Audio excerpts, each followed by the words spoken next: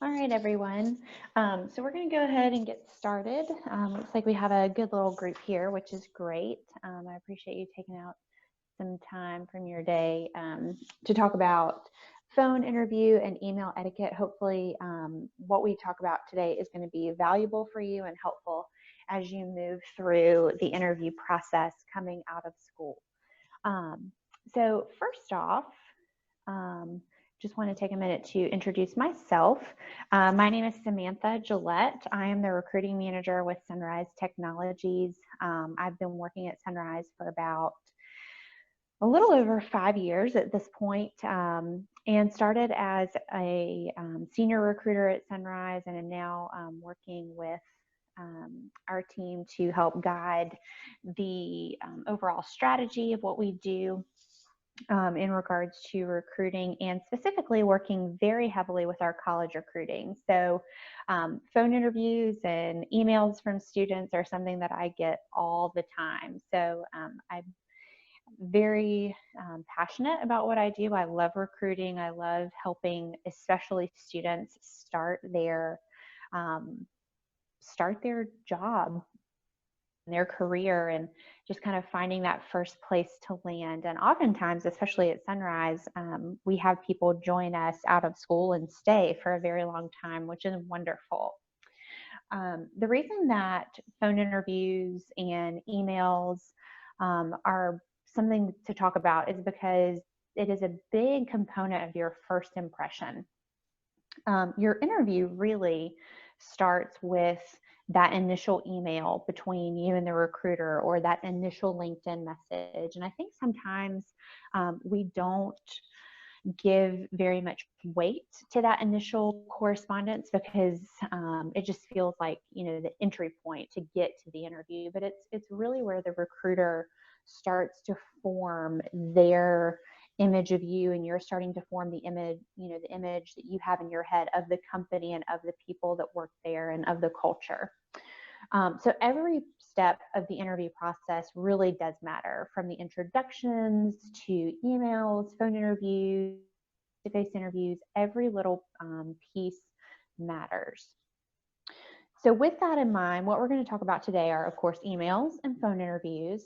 And then we threw in a bonus talking about virtual interviews, because depending on who you talk to, virtual interviews kind of go with phone interviews, but they're also sort of face-to-face interviews. They're sort of in a category of their own. So we're going to talk about those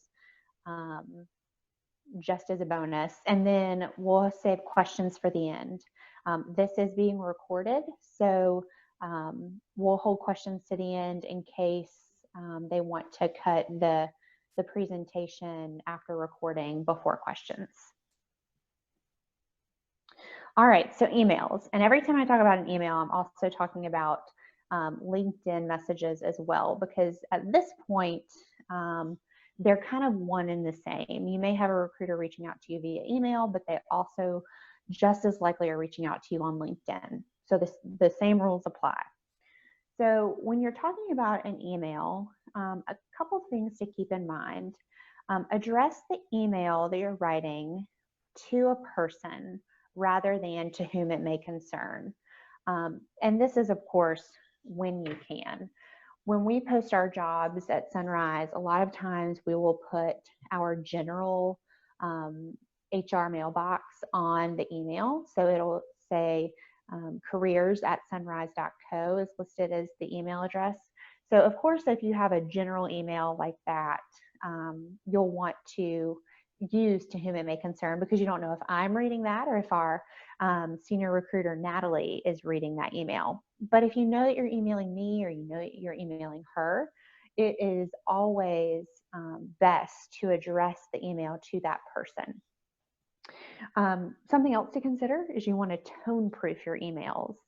So on the negative side, you want to avoid sarcasm, puns, slang. You don't want to come off too casual. You also want to use positive tone words versus negative tone words. So an example of this would be, the negative would be if you were asking, about next steps, something like, I'd like to know the next steps so I can keep moving in the process. That sounds a little forceful. There's a lot of I in there. A more positive way to say that would be, typically, what are the next steps in the interview process? I'm very interested in moving forward. So do you see how that's different? One is more negative and one is more positive, or a little more soft. Something a little more tangible is to avoid using all caps or excessive punctuation. And this is something I have to personally be careful with, because I'm a very passionate person, and I like to use my hands and speak. And so I'm really trying to convey my message in my emails. And sometimes, I want to use all caps or use lots of question marks or exclamation marks. And that can come across in a way that you don't want it to, depending on the mood of the reader. And since you don't know that, it's best to just avoid those things. Another piece, you want to check your grammar and spelling.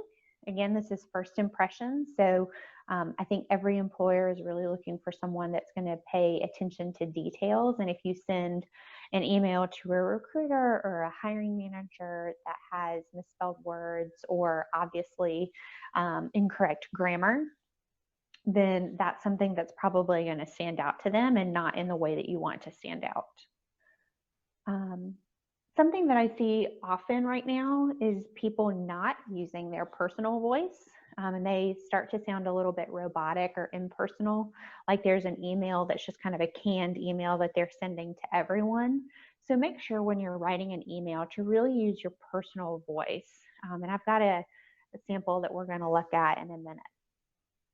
When you're emailing a recruiter or a hiring manager for the first time, I recommend attaching your resume and including a signature line with a phone number. These two things kind of go hand in hand, because they really just make it easy for the recruiter or the hiring manager to search back and get that information anytime they need it. Even if you did apply on Handshake or on that company's career site, it makes it easy for them if they just have that information in their inbox. And you definitely want to make it easy for them to find your resume.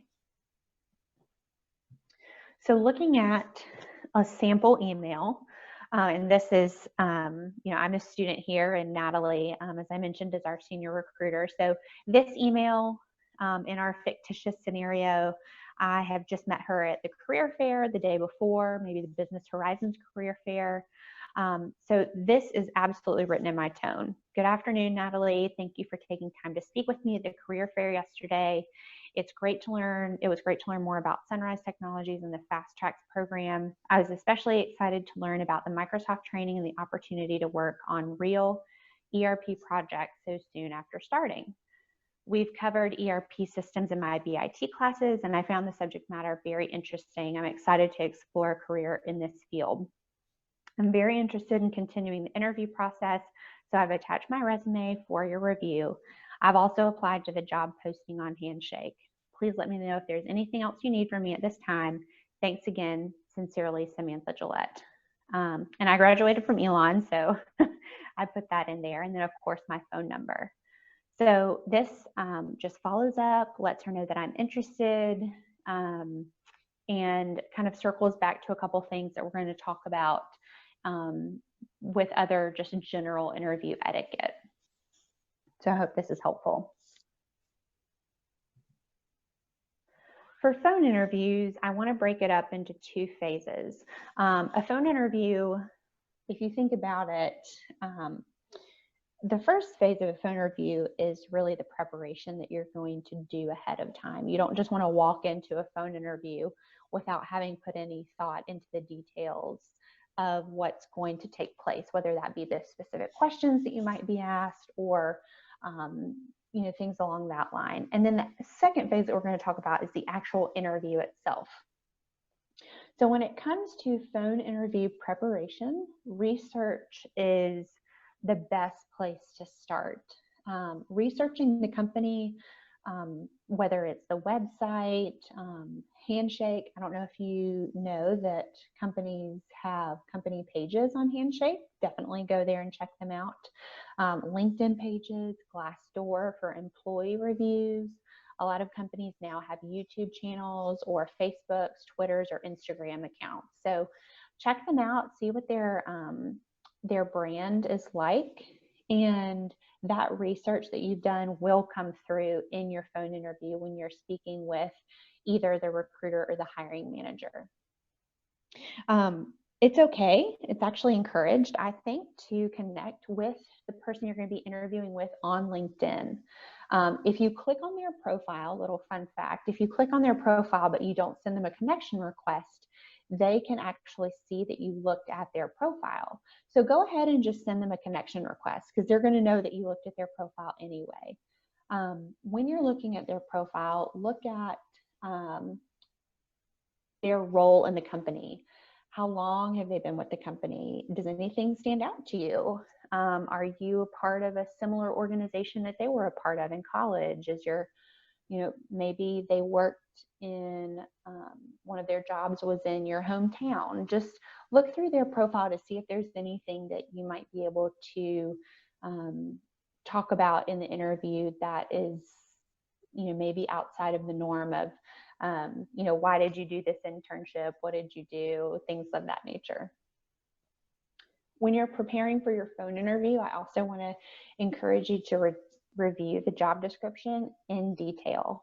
I can't tell you how many students I've spoken with who in the fall are just so busy interviewing with multiple companies for multiple positions, and then we get on the interview call and they ask me in some form or fashion, what position am I interviewing for again? And that's never a great feeling as the recruiter, because then it makes me wonder, if you are as interested in the position as maybe another candidate. And level of interest is definitely something that employers take into consideration. All things considered equal, if you have two candidates that, same GPA, same background that's going to make them successful in the position, everything is, as I said, equal. If one is significantly more interested in the position than the other, that person naturally is going to rise to the top of your list, because most companies have a set number of offers that they can make, and they don't want to make an offer a lot of times to someone if they are confident that it's not their top choice. So reviewing the job description in detail will help you be very well-spoken and go into the interview knowing you're interviewing for, and that will instill confidence in the recruiter that yes, this is something you're interested in. Come up with at least 2 strong questions for whoever you're going to be speaking with. Again, you can revert back to the company research that you did or the information that you found out on LinkedIn about this particular person. You can ask them questions, about their personal experience, or about the values of the organization, or about maybe their most recent project and, how they achieved success in that. Be creative. Don't feel like there's just, a set type of question that you can ask. And then, not deviate from that. It's always nice when you, especially for recruiters who are doing this many times a day or a week, to have the opportunity to answer different questions. Almost every single interviewer is going to ask you if you have any questions at the end. You don't want to say that you have no questions. Having a couple questions ready to go is always the best plan. And then lastly, for preparation, make sure that you're going to be in a good location with good reception and low or no background noise. I always use the example of a roommate. If you know that you live with 3 other people and you plan to take the interview in your room, but it's during a time when your 3 roommates don't have class, the chance that they could be in the apartment is pretty high. So that might not be the best location. So you've done all this preparation, you're ready to go for the phone interview, and now it's go time. So when it's actually time for the interview, make sure that you are in your interview spot 5 to 10 minutes before the call is scheduled to start. Part of this is just to make sure that you can give yourself a minute to breathe and just relax. Maybe you had a crazy day or you had an exam and you just need to decompress for a couple minutes. The other part is that maybe there's, something that's changed with where you were planning to be.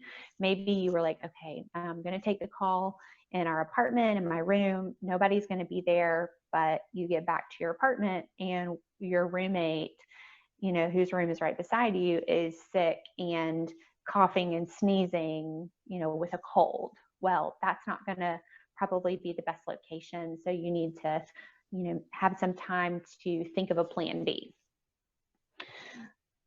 On the other side, so after the interview, you want to make sure that you have more time than you think you'll need. So be in your spot early and plan to need more time than you think you will. We tell that our candidates that phone interviews typically last between 30 minutes to an hour, but to allow for a full hour. So make sure that you do that and maybe even a little more. Be ready to talk about everything on your resume. From, if you have your job in high school on your resume, be prepared to talk about that. If you have any extracurriculars on your resume, be ready to talk about that. But if they're not on your resume, still be ready to talk about it.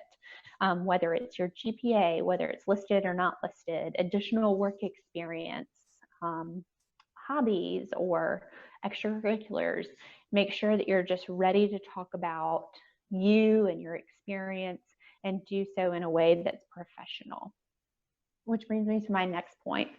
Be professional, but still be yourself. Too casual or too formal, neither one is good. So if you feel like you want to try running through some interview questions, reach out to Career Services or reach out to Hannah or Jen in Pamplin, and they can definitely set up mock phone interviews for you so that you can work on the type of answers that you want to provide. When providing answers, provide more than yes, no answers. So if someone asks you, do you have any hobbies outside the classroom? Don't just say yes and then stop. That's kind of them baiting you to, go into more detail. Do you have any hobbies outside of the classroom? Yes, I am a part of club swimming and I joined a sorority my freshman year. And then, you can talk about that a little bit. Feel free to ask questions about the next step of the interview process if the interviewer doesn't address it. Obviously, sometimes we go ahead and address it up front. Sometimes we don't, but you are always welcome to ask what the next steps are. And then, of course, thanking them for their time at the end of the interview is always a good touch. When it comes to virtual face-to-face interviews, the rules are the same for everything that we've talked about with phone interviews, as far as being prepared, being ready for their questions, having a couple questions prepared and in your back pocket. But a couple other things that are specifically related to face-to-face virtual interviews. If you're on campus, I highly suggest reserving an interview room. That's going to give you the best place to have a professional surrounding and good cell connection, good internet connection, and a good place with low background noise. If you're not on campus, again, pre-plan to have space that's available where people aren't going to be walking around behind you, especially unannounced. We've all seen some funny things at this point with what's going on in the world right now. And so we don't want you to become, a meme or anything like that. Test your internet connection wherever you plan to take the call. If you plan to be in a classroom or an interview room or, somewhere off campus, just go there and test the internet connection. And if you have the flexibility, ask the recruiter to set up a test call with you. So some people will use Skype, some people use Zoom, there's Teams, there's Blue Jeans, there's all kinds of different virtual meeting tools. And so if one that you're using is unfamiliar to you, go ahead and set up a test call with the recruiter to make sure that you know how to use the microphone and the camera correctly. It is a face-to-face interview, so you do want to take into account what you look like. You may want to, again, with the test call that you set up with the recruiter, wear what you're going to wear and see what it looks like on camera. You may want to make sure to wear an appropriate and professional outfit. And again, not wanting to become a meme, make sure to wear pants. Too many of those are going around right now. They're funny, but you don't want to become one. And then lastly, remember to smile. You are talking to, your laptop or desktop, but smiling still goes a long way because they're looking at your face, even though it's through a camera screen. And then to every interview, whether it's a phone interview, a virtual interview, or an actual face-to-face interview, always follow up and seal the deal. Send a follow-up email to the person that you interviewed with and express your appreciation. Reiterate why you're interested in the position and the company. Connect your background to the experience, and then confirm your interest in moving forward in the interview process. A couple years ago, handwritten thank you notes, we were kind of on the bubble of, is it handwritten notes or is it emails? Which way do we go? But the process these days tends to move quicker than a handwritten thank you note can be delivered. So don't wait for snail mail to arrive. Go ahead and send that email and follow all of these steps to make sure that you're continuing to build that positive impression with the recruiter and the hiring manager. All right, and lastly, a couple of interview don'ts. And yes, these really happened. So don't ask, what are my chances of getting the job? Do express your interest in the position. Don't chew gum, eat, or drink. And that goes for phone interviews, virtual interviews, or on-site. Eat and drink before the interview. Make sure you've got a appropriately full tummy. Don't take your phone interview in a bathroom. Yes, that has happened. Pre-plan a quiet space like we've talked about. Don't stand up an interviewer. If you are no longer interested in the position or the company, go ahead and just email the person that you were scheduled to speak with, or the recruiter if you don't have that person's contact information, and just let them know you're no longer interested and that you would like to cancel the interview. One piece about that, I would suggest doing that within, 24 hours. So if you have an interview scheduled at Tuesday at 2 o'clock, don't email them Tuesday at 1 o'clock. I would, try to email them on Monday at least 24 hours before. And then lastly, don't copy and paste follow-up emails or any email and forget to change some of the information. You definitely want to write unique, sincere emails to the interviewer or to a recruiter at any stage of the process, whether it's after a call or before. I've received a couple emails. It happens at least once a season where someone will email me and they were clearly copying and pasting an email that was either intended for a different company or a different position, and that's always a little embarrassing for them. So these are our tips. This is what we think will help you be successful as you move through the recruiting season, whether that's right now or in the fall. My contact information is below, as well as our company website if you're interested in in learning more about Sunrise. But if anyone has any questions, I have some time to answer those.